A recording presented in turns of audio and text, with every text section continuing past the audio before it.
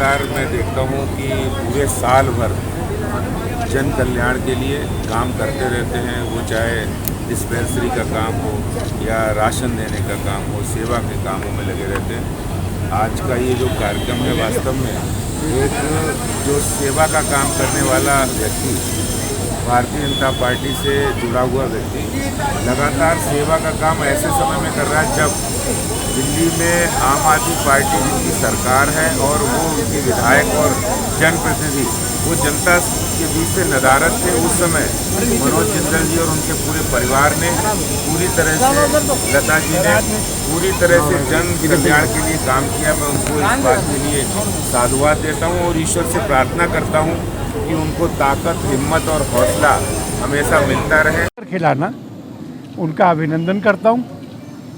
विश्व हिंदू परिषद ऐसे सब लोगों के प्रति अपना आदर व्यक्त करती है। वो हमारे साथ दधीची देहदान समिति में भी जुड़े हुए हैं। वो मेडिकल चिकित्सा का भी काम करते हैं और उनके यहाँ आयुर्वेद के, होम्योपैथी के और एक्यूप्रेशर के डॉक्टर भी हैं। ऐसे व्यक्ति का सम्मान समाज में होना ही चाहिए। इसी के लिए हम आज इकट्ठा हुए।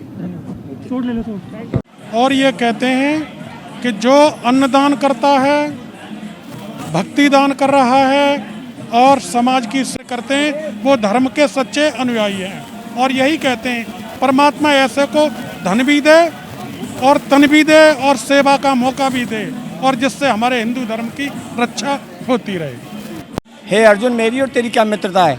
मित्रता बराबर वालों की होती है, क्योंकि मैं समदर्शी हूँ। भगवान ही सब कुछ है, और जहाँ भगवान विराजमान होते हैं वहीं सब चीज़ों आवागमन होती है। उनको सुंदर भोजन नहीं मिल पाता। मात्र 5 रुपए में स्वादिष्ट और पौष्टिक भोजन की व्यवस्था जो मनोज जिंदल जी के परिवार ने किया है, उसके लिए मैं इनका अभिनंदन करता हूँ। क्योंकि मेरे साथ नाम जोड़ा है मनोज जी का, करीबन 8 वर्ष पूर्व मेरे साथ ये मिले थे, तो मैंने इनको रास्ता कोई ना कोई बताता रहता हूँ। तो ये कार्य किया है और ये बहुत सराहनीय कार्य है। इनको मैं यही कह सकता हूँ कि और भी आगे बढ़ करके अगर ये 500 1000 का करते हैं और आगे बढ़ाएं। सबसे बड़ा दान जो है अन्नदान है। प्रीति जी, आप भी पार्टी से ताल्लुकात रखती हैं, जिंदल साहब को काफ़ी टाइम से जानती हैं, क्या राय है उनके बारे में, इस कार्य के बारे में क्या कहें? देखिए, जो भी सेवा का कार्य होता है वो ईश्वरीय शक्ति के बिना संभव नहीं होता है, और कहीं ना कहीं ईश्वरीय शक्ति इनके साथ है। मैं प्रभु से यही प्रार्थना करती हूँ, इनको शुभकामनाएं देते हुए, कि आगे भी इसी तरह सेवा के कार्य को निरंतरता से करते रहें और सबके लिए लाभ हो, सभी लाभार्थी यहाँ से अच्छे ढंग से यहाँ पर भोजन कर सकें। और जैसा कि सुमन जी ने कहा कि सेवा के कार्यों में लगाने वाले असली जो पीछे की शक्ति है वो सुमन गुप्ता जी रसोई एक बनाई हुई है, जिसके अंदर ऐसे लोगों की भोजन की व्यवस्था है जिन्हों को कहीं ना कहीं पौष्टिक भोजन नहीं मिलता।